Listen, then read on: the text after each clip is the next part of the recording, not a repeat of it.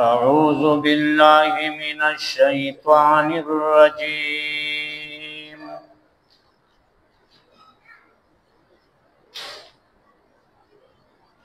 بسم الله الرحمن الرحيم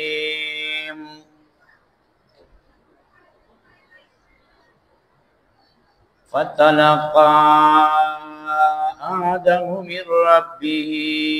كلمات فتاب عليه إنه هو التواب الرحيم.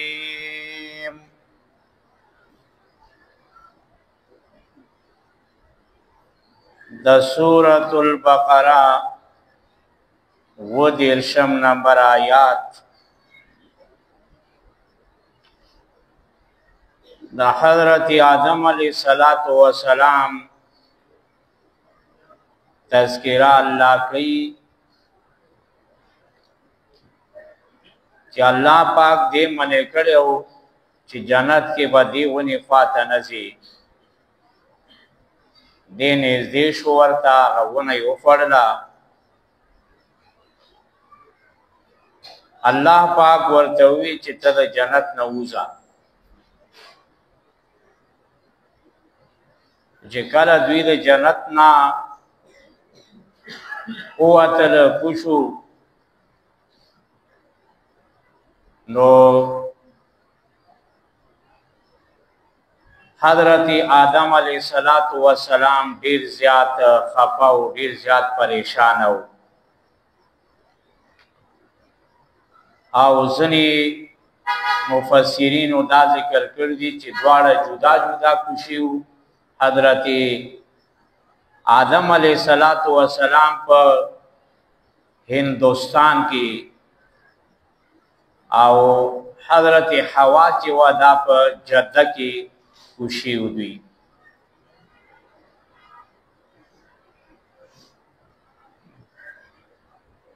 نو د دې پریشانای د وجنا الله پاک د پزړه باندې الهام وکړ د یو څو کلماتو چې د هغه کلماتو تذکرہ الله پاک په سورۃ الاعراف کې کړی دا چې کله دی حضرت آدم علیہ السلام هغه کلمات وی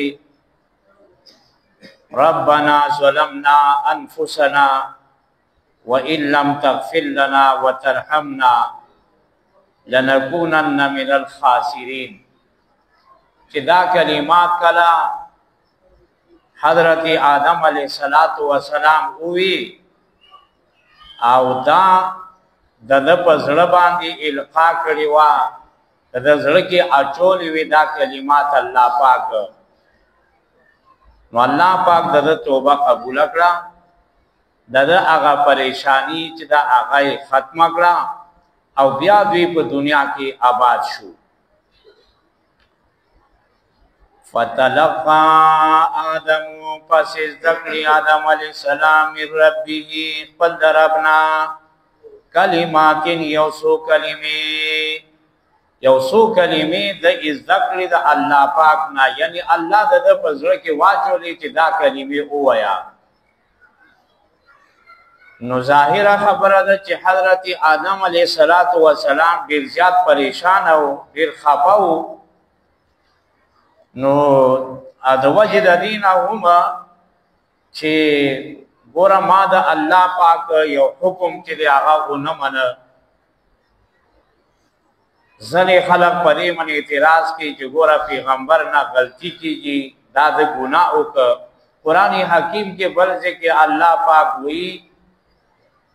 چې حضرت آدم علیہ السلام نا کوم دا کار شیو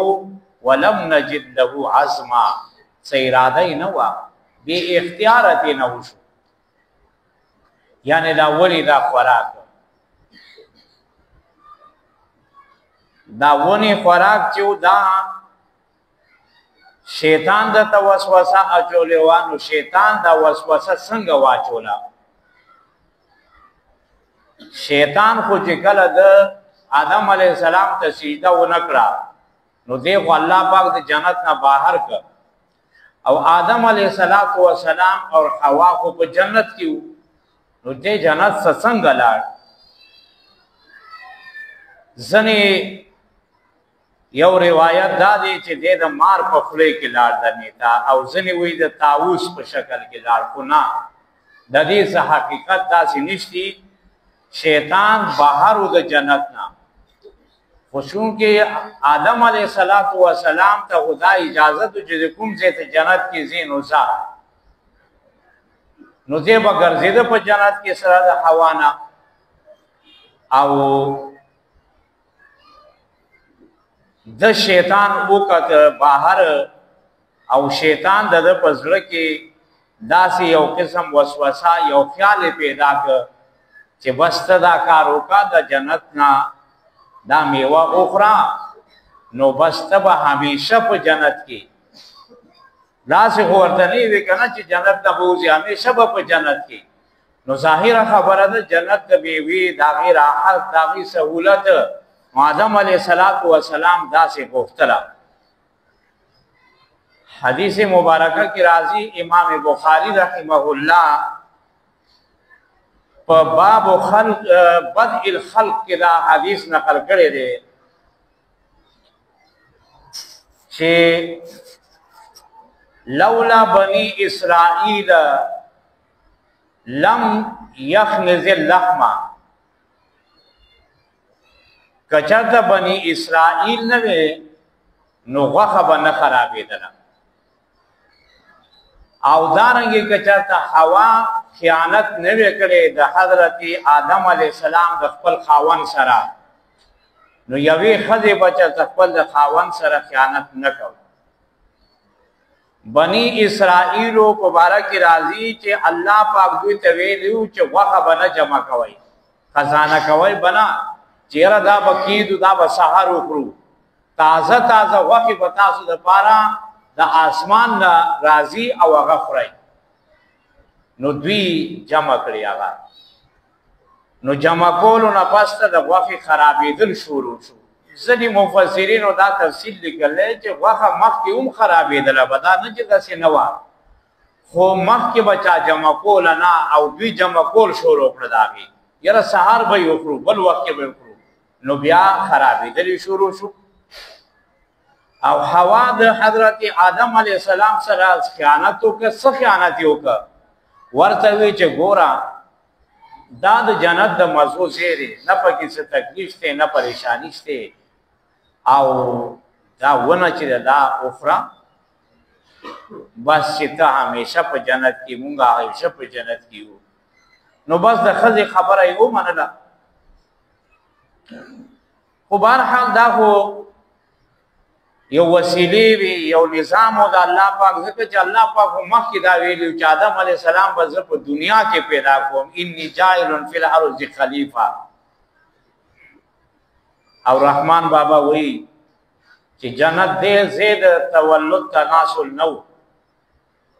او د غنمو دانه بانه شوله بابا ته و جنت کې توړه داسې به چې انسانان به زیاتي الله وایي چې دنیا کې به د خلیفه جوړوم خو د غنمو دانه ورته الله پاک بابا ته بانه کړله چې دا دې خوړله اوس کوزېږه خو آدم علیه السلام چې کله کوز شو نو ده جړل حدیث مبارکه کې راځي چې لو وزنا دموع آدم بدموع اولاده بدموع ولده کچرته د حضرت آدم علیه السلام هغه وختي چې کوم هغه د الله پاک ته په مخ کې جوړېدي هغه کچرته د بني آدم دنیا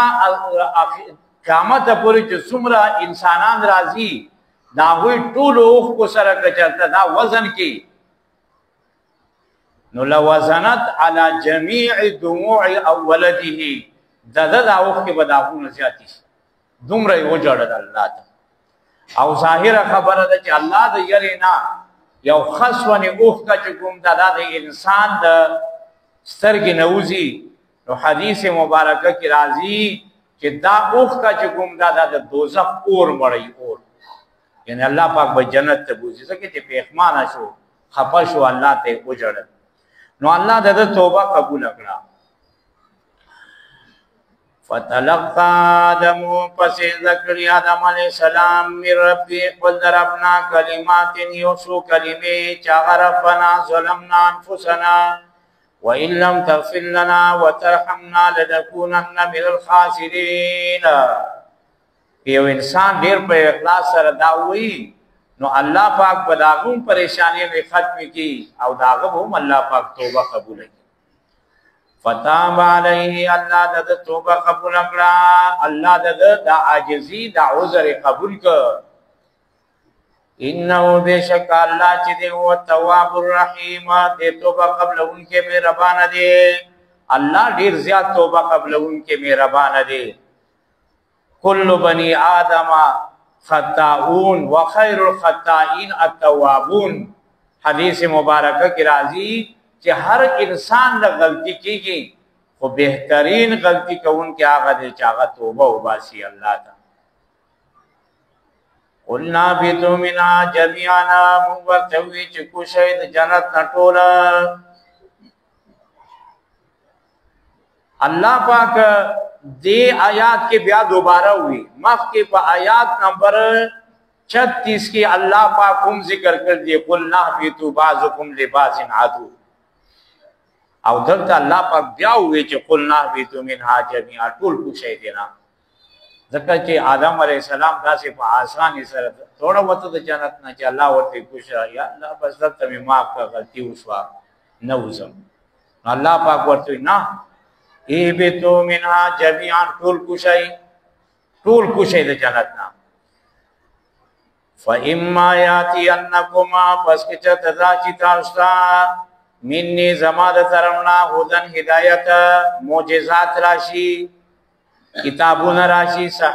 صحیفی راشی فمن تبعا ہدایا چاچی تابداری اکرد ہدایت زما فلا خوف علیہم نبوی سیر پدوی باندی ولا هم یحزنون او نبدوی غمجنوی یر دہاں خبری چا آئندوی او غم سڑی تدیاغی چا مخ کی تیر شپی بانی اللہ پاک ہوئی چی بیا با پتاسو میں دادوار سیزونا نہیں زکر چی بیا با دوبارہ جنت ترازائی او پا جنت کی دادوار سیزونا نہیں سی نا پا کی یرشتا دے او نا پا کی سغمشتا دے والذین کفروا خلق چی کفر اوکا وکذبوا بی آیاتنا زمون آیاتنے درو جن کرد نہ غمشتے پی مخینی آیات کے اللہ ہوئی اور نہ بدوی بانی سا یروی نو دا قیامت پر ازی خوب یروی پا انسان مانی حدیث مبارکہ کی رازی چے اللہ پاک پا دا قیامت پر ازی باندے دیر زیاد پا غصہ کی وی او اللہ پاک با اعلان کے قرآن کے اللہ پاک ہوئی چے لمن الملک اليوم وہ نند چا بادشاہی دا نو سوک بدانی شویلے جواب بنشی ورکولی اللہ با پخبل جواب ورکی للہ الواحد القہار او حدیث مبارکہ کی رازی حدیث شفاعت ورکویل کی گی کہ کل مخلوق دا حشر پا میدان کی نور چی دا بڑی زیاد نزدیشی سور بنوی او دوبو سے انتظام بنوی خلق بڑی زیاد پریشان ہوئی نو اللہ پاک دا دی نظام نبا خلقو یر بزمون سے فیصلہ وشنو خبی نو برازی چی لار شو آو دا دی بارکی سے خبر کو دی انبیاء و سرا نو حضرت آدم علیہ السلام خواتب الارشی چی تدب انسانانو پلارے اول نبی اللہ دا زمون شفارسو کا چی اللہ دی مون سر حساب کتابو حضرت آدم علیہ السلام بولتے ہوئی چی نفسی نفسی اذهبوا الى نوح زداکار نشم کولے کہ اللہ مانا تا پوسو کی چی آدما تسنگ ماتا دا خبر کئی تا ما دے یو خبر حکم کرے ہو او تا اغا نو من لی تا دانا خوڑ لیوا اغا ون دی خوڑ لیوا نو زب اللہ تا سن جواب رکم حالانکہ اللہ کوئی چی ما معاف کو بیا بو ہم دوبرا یرائی دے نو یرا خوشتے نوح علیہ السلام به وایي چې نه زه خو نشم کولی ځکه چې ما خپل د ځي باره کې الله ته ویلي چې نبني من اهلي تاسو لاړ شئ د ابراهیم علیه السلام خواته ابراهیم علیه السلام به وایي د موسی علیه السلام خواته موسی علیه السلام به وایي د عیسی علیه السلام خواته لاړ شئ عیسی علیه السلام به وایي چې د محمد رسول الله خواته لاړ شئ محمد رسول الله صلی الله علیه وسلم با په سجدې باندې پریوزي الله پاک به ورته وایي ارفع راسک اشفع تشفع واسأل تعطى سر اوچت کا ته څه شفارس کې هغه شفارس به قبول کړی شي ته چې څه غواړې هغه به راکړی شي حدیث مبارکه کې راځي چې حضور صلی الله علیه وسلم وایي چې الله پاک په دنیا کې هر پیغمبر لا یو دعا چې دا هغه داسې ورکړه چې هغه به قبلو مزستا دعا تا چې څه دعا وکړه د ټولو انبیاو دعاګانې په دنیا کې کړې او حضور صلی الله علیه وسلم چې هغه دعا ما د قیامت ورځې دپاره پرېښې ده چې دا دعا به زه هلته کې الله ته کومه نو دا دو شفارسي به وي یو به شفارس کبرا دي ته وي یا الله د ټول مخلوق سره حساب کتاب وکړه او بل شفاعت صغرا دی چې حضور صلی الله علیه وسلم خپل امت لپاره کوي